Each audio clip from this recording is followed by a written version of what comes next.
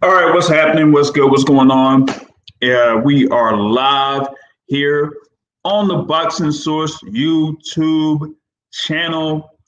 Just wanted to go on here as we are in the middle of the Charlo doubleheader. We just saw Jamal Charlo get the unanimous decision win over Derevyanchenko to retain the WBC middleweight championship.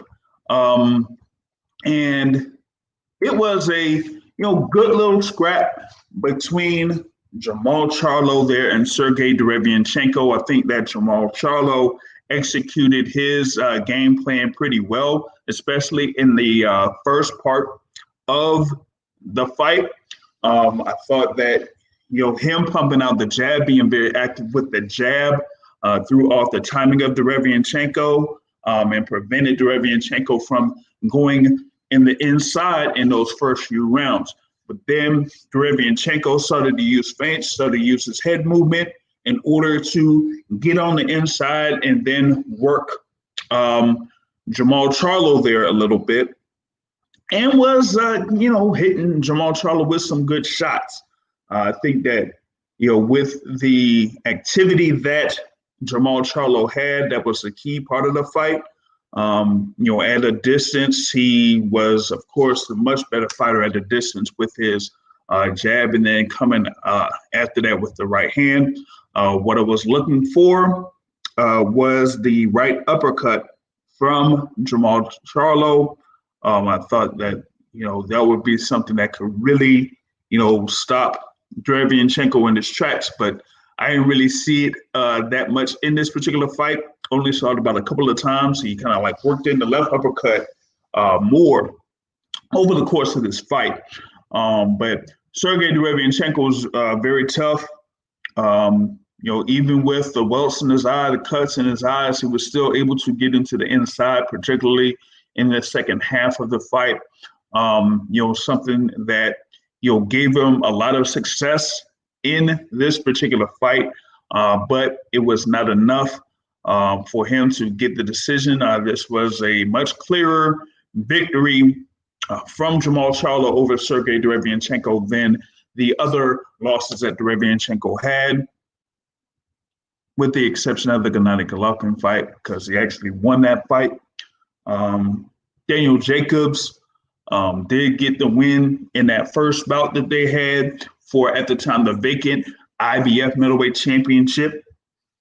And then Derevyanchenko had another shot at the IBF title against Gennady Golovkin. I thought that he won that fight against Gennady Golovkin, but for some reason, inexplicable reason, the judges gave Golovkin that fight. A lot of people were asking for the rematch for that, but Golovkin was like, "No, man, Derevyanchenko not a good boy. I don't like him. He's not a good boy." So he will end up fighting Kamil Szeremeta. That is coming up. I think it will be November 21st. That is what is the projected date for that particular fight. So as a result, I had Derevyanchenko there as the highest ranked contender for the WBC middleweight championship. So he is going up against Jamal Charlo, and Jamal Charlo wanted to, definitely make a statement in this particular bout, given that, Derevyanchenko, had been, knocked down by Gennady Golovkin and knocked down by Daniel Jacobs. But Charlo wasn't able to score a knockdown in this particular fight, but did hurt Derevyanchenko a couple of times there. And I thought that he kind of, did a few things very well in this bout, especially with the jab. That jab was a very good weapon for him as an offensive weapon, opening this fight, and then as somewhat of a defensive weapon as Derevyanchenko was being a little bit more successful in getting to the inside of Jamal Charlo over the course of the fight. But once Jamal Charlo kind of got into the inside a little bit more, or was scoring well with the jab once again after Derevyanchenko had the issues with his eyes, welts and cuts. Then you saw that Jamal Charlo was successful to kind of like close out this particular bout. And so he is there. He is, still undefeated. Has now a record of 31-0, and is looking to get a bigger fight there in the middleweight division. I know that you had Chris Eubank Jr. Being there as a guy that would have been a potential opponent for Jamal Charlo, but that's how we kind of like ended up with Sergey Derevyanchenko. But you also have the other world champions there at middleweight, WBO champion Demetrius Andrade. You have the super champion there, Canelo, who may end up fighting someone else, most likely in another division. But you also have the regular WBA regular champion there, Rayo de Murata. You have also Jaime Munguia, a highly ranked contender, but he is going to be facing Toriano Johnson there pretty soon. I think that's what we have it for October. I think it's like October 30th. That fight may be there between Jaime Munguia and Toriano Johnson. That might end up being a WBC eliminator. We shall see about that. But for the time being, this is, I would say a good little performance there by Jamal Charlo. Him getting that unanimous decision win over Sergey Derevyanchenko.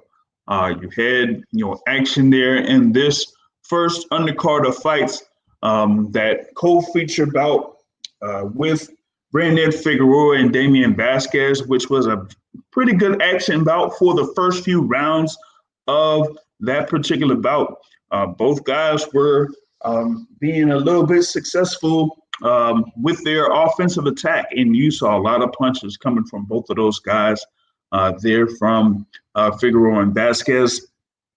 And for me, I think that Figueroa, being the much tougher guy, Vasquez had come, basically had the significant step up in this bout. So you kind of like seeing that being as the difference in this. And, with that being said, that's how Figueroa was able to, get the stoppage victory, because, after a while, you had, you had Figueroa just be too much there for Vasquez, even though Vasquez was game over the course of, this fight. I just, it just felt like Vasquez just didn't have enough to, put or have Figueroa there in trouble. So that's why Figueroa was able to get the win there, get that stoppage victory. I think that, we'll see how Figueroa fares later on in this particular division. I've kind of heard that, most people aren't necessarily sold on Brandon Figueroa, but that's, that remains to be seen there in that division, because, you have the unified champion there, Akhmadaliev, You have Luis Neri that's going to be, fighting here in this next series of fights in this pay-per-view. You have the champion in recess, Ray Vargas. You have the newly crowned WBO champion, Angelo Leo, who is soon to face Stephen Fulton for that WBO title.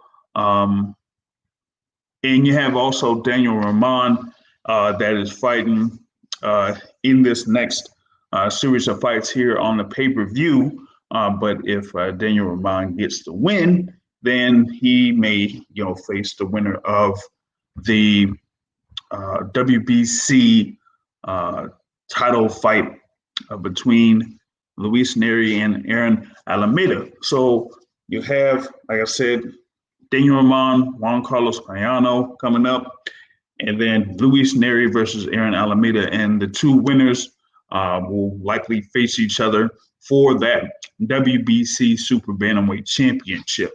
So with that being that they're on one side, Brandon Figueroa will have that WBA regular title, and he'll defend that WBA regular title, probably against, let's say, Oscar Negret, or maybe the gold champion Ronnie Rios. Akhmadaliev is probably going to have a defense against like Azad Hovhannisyan or something like that. For the time being there. But we also got to wait to see what happens with Ray Vargas as well. I think that, if Luis Neri, or the winner of that Luis Neri Aaron Alameda fight, has that win for that WBC title, then he fights the winner of Daniel Rahman there against Juan Carlos Payano, and then that winner could likely face Ray Vargas there for the actual WBC title. So that's kind of like what will shape out there in that super bantamweight division. You also had there in the first fight, as I bring in from MVO, from the Bronx, the president of the Deontay Wilder fan club, Mr. Matthew Brown. Seeing these first series of fights, I was about to go over that Jean-Rio Casimiro win of Duke Micah. But what did you think about this first half? I'm tired. That was something. That was a fight.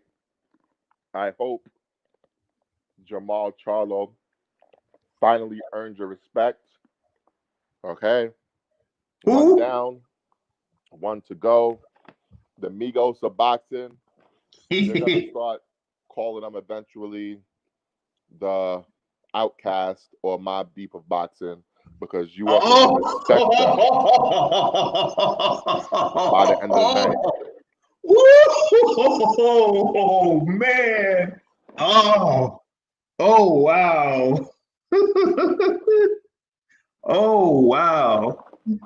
I thought you were going to go even further, be like the EPMD of boxing or something. You know what I mean? Like, God, no. Wow, that was a great performance, JR. Like, wow. I was really impressed with Charlo. I thought he won 9 rounds to 3, maybe 8 rounds to 4 at worst. I thought I know Derevyanchenko was the technician, but it looked like Charlo was the technician in there. He showed excellent boxing skill all night long. Yeah, I mean, I like I was saying that I thought that Jamal Charlo would, show his skills and show that, he is a great fighter there in the middleweight division. And we saw that at the beginning of this particular fight. He was, pumping the jab, and kind of like prevented Derevyanchenko from, doing what he, kind of like does. We do know that Derevyanchenko is a slow starter, so to speak, but even with that, Charlo did come out there very patient, very poised, pumped the jab, waited for openings to, come up. And when they did come up, he was able to, take those openings. But Derevyanchenko is very tough. And, when those jabs didn't start coming in, or, when Derevyanchenko started to move his head a little bit, that's when he was able to get to the inside and be a little bit successful. But Jamal Charlo was able to eat those shots from Derevyanchenko and, wasn't in any serious trouble. I mean, it was only Derevyanchenko that was seriously affected by, power shots. So I just felt like, Jamal Charlo was going to execute what he needed to do and get the win in this bout, and that's exactly what he did. He did such a good job. Like, I was expecting him to catch Derevyanchenko with something to knock him out. Yeah. But for him to basically put on a boxing exhibition over the course of 12 rounds, I think that made the performance even better in my estimation. Yeah, it was like around, after the third, when he did hurt Derevyanchenko, the thing that I was looking for with the inside fighting was the right uppercut from Jamal Charlo. He did throw the left uppercut a couple of times, but I was looking for the right uppercut, particularly as a counter to kind of like stun Derevyanchenko, and then he could, move off of that to at least score a knockdown or, a knockout. But I didn't really see it that much coming from Jamal Charlo, but he was still able to, do what he needed to do in order to get this clear decision victory and retain that WBC middleweight championship. And I'm, just looking for what else could be done there by Jamal Charlo at middleweight. Canelo. I need to see Canelo versus Charlo. Is the zone going to put that money up? Hey. Cinco de Mayo, Canelo versus Charlo. Let's do it. In Houston, Texas. Let's do it. They're going to have a crowd by then, definitely. Yep. You're going to have at least 40,000, at least, by that time, So I'm like, why not? That's what I'm looking for. Credit, though. He was tough. He really was. Yeah. Oh, yeah. Jamal Charlo said, man, hey, it's like, yo, I'm gonna need some work, man. You need to come in here for sparring, man, because you you're definitely tough. So, Derevyanchenko always gives people, a tough fight. And I'd like to see what happens here next. He definitely hasn't had that many fights in the pros. He did have the thing there with the World Series of Boxing, but you'll hear in the pros not very many fights. I think this was the first clear defeat of his career. Yeah. Even though the fight against Golovkin wasn't really a defeat, but that's a whole other story. I got to see where else he could be, positioned, because at this time he's not, really ranked by any other boxing organization. So, and the other thing too is with him, being the top ranked contender at the time for the WBC title, that makes it interesting for the Jaime Munguia-Toriano Johnson fight that's coming up next month to see if the WBC. You think they will let Munguia fight Charlo?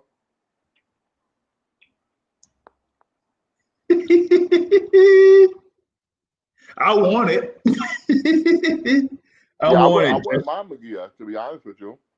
I wouldn't mind it. It would be a good action fight, but he would get clocked. He would get clocked. So, because the thing is like Eubank at the time right now, Eubank isn't even in the rankings, but we're talking about the WBC, so things can happen, and whatnot. So yeah, that was a good little fight there between those two. And I add in another guest here from Philadelphia, PA. YSM Sports Media in the building. What's going on? I say I need it. Big Charlo's undefeated. The Migos for boxing, baby. Lions only, baby. Yo, yo, I know you clown them a lot, JR. Ain't no way you can't be impressed with that W.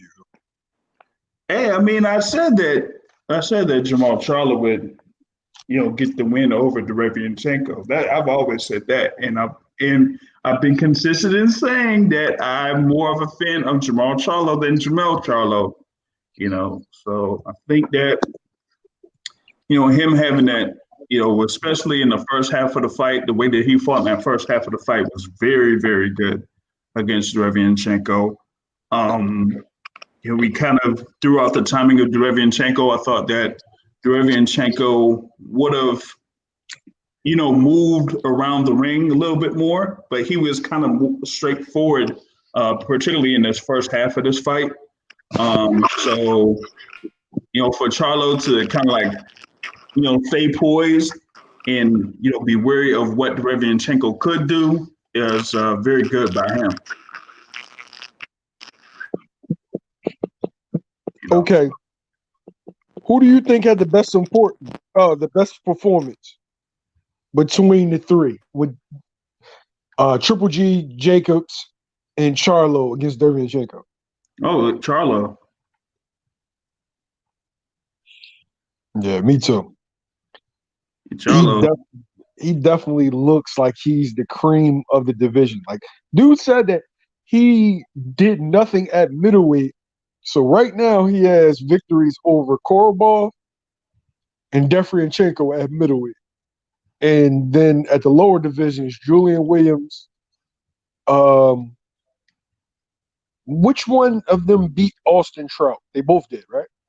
Yeah, both of them did. Austin Trout, and he has one more victory at 154. That was pretty good. Silky Wilkie. Who? Wilkie Camphor. No. Who? Come on, Matt. Reaching the archives. It's somebody else that he beat. Because he won the title against K9. Yeah, but that wasn't a good victory. Come on. Right. So after that, he fought Wilkie Camphor. Then he had the fight against Austin Trout, and then he beat J-Rock before he moved up. It was some other victory. Was it? Who beat Vanis? Was it him? Who? Camphor? No, who beat Vanis Matarazzi?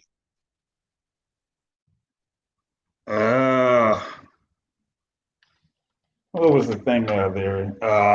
Other than that Lara fight, who else beat him? I know it was just Charlo. I can't remember which one it is. Yeah, Mel. Mel did. I think it was Mel that beat him. And who destroyed Gabe Rosado?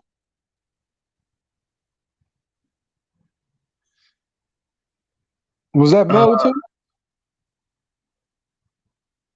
Yeah, that was Mel. Yo, well, Mel? Yeah, I mean, he got a decision win over Gabe Rosado, decision over Vanes, and he got the Jackson win, Charles Hadley, Erickson Lubin, Austin Trout. Yeah, that was Mel. Yo, Mel got a better resume. And I like Big Charlo more as a fighter, but Mel beat a lot of names. Yeah, he does. He does. Shout out to Lawrence Williams there.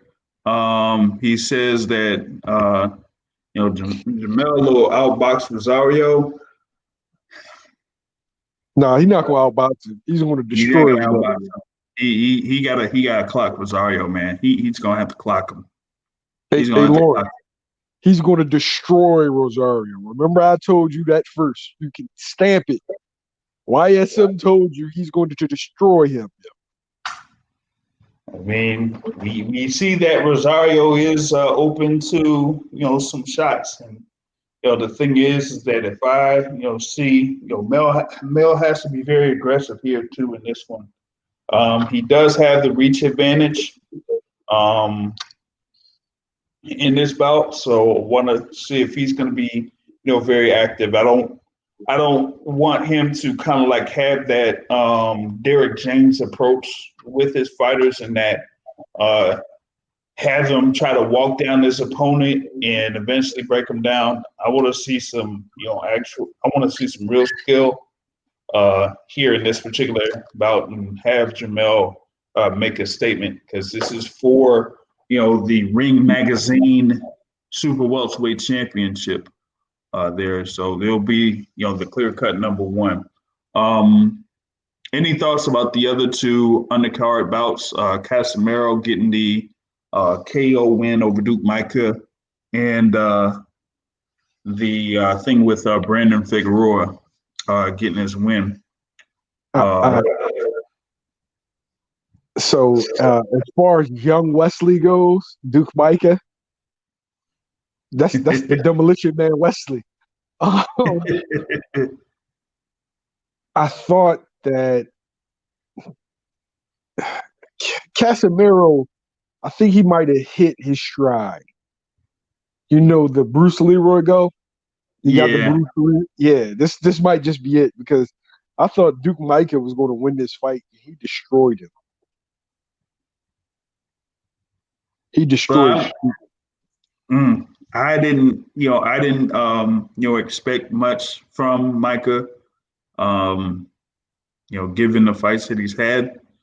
For me with Casimiro, I wanted to see like how he looks, because he was in line to fight Naoya Inoue in a unification bout, but they got shot down.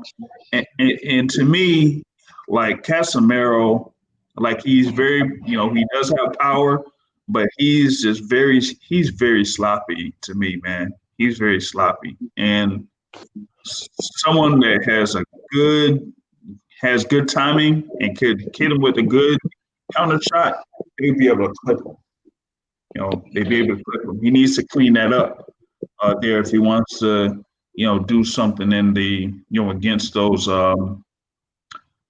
other fighters in that 118-pound division. You got a Bali there. You got Inoue that has his fight coming up. You got Rigo, which, I kind of like said, like, if they matched up Casimiro against Rigo, like, how would Casimiro fare? And I'm like, I don't know. Because this is Rigo down to 118. And I don't know, man. Even with Rigo's age, I don't know.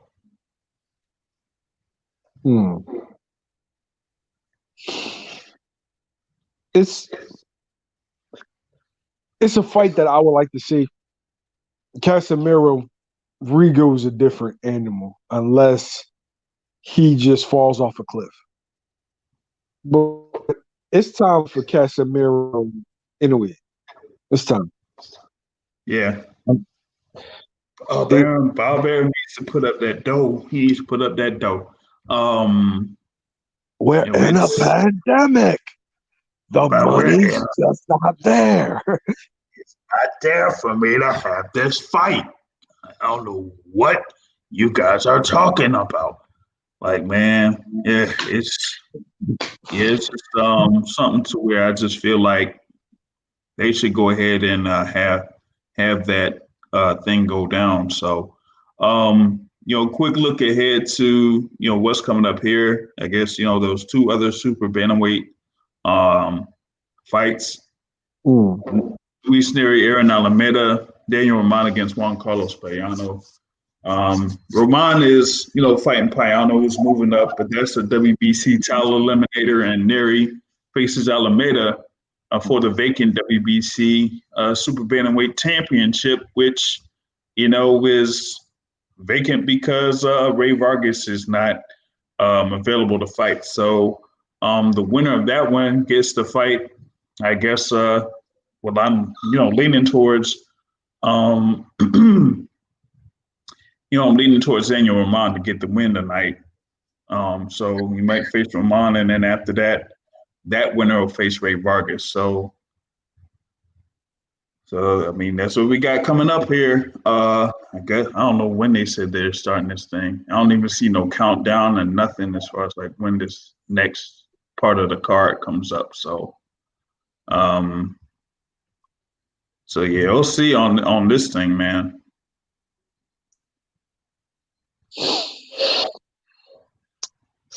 This is worth the money. Anybody that hated on this card before, I don't know how you can, because already I'm entertained. Brandon Figueroa is nothing but Omar Figueroa in the smaller package. It's the same shit. Yeah. Like it's still a good action fight that we saw. Yeah, he's going to overwhelm the smaller guys because the size difference was like ridiculous. Right. I don't even know how these dudes weigh the same. That shit. Right. But yeah, I want to see Neary. I want to see the goods. Yeah. I definitely want to see like what happens there with Luis Neary against Alameda. So if he's the goods, then he should be able to come out victorious here.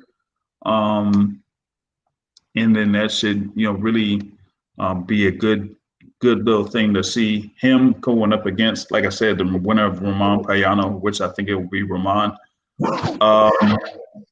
I wonder if this series of fights is gonna go smoothly like this first series, because you had the thing with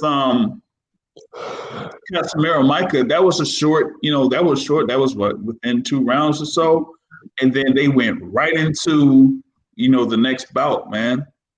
Like right into it. I was like, yo, I didn't even expect that to happen. But that thing was 3 rounds, and then they just went right into the next fight with Brandon Figueroa fight. So I thought that was a good flow, not letting big gaps happen between those things right there. I'll tell you this though, a lot of people were worried about them going head to head with the UFC. I don't think it's affected them any. Man, the UFC is just a whole bunch of skinhead guys rolling around in the ring like a bunch of homosexuals. Bob's crazy. Bob is crazy, yo. Yeah, man. Yeah, I'm not really all too concerned about what's happening there in UFC. I mean, right now the only other thing I'm looking at is Florida State getting ran by Miami. That's pretty much it.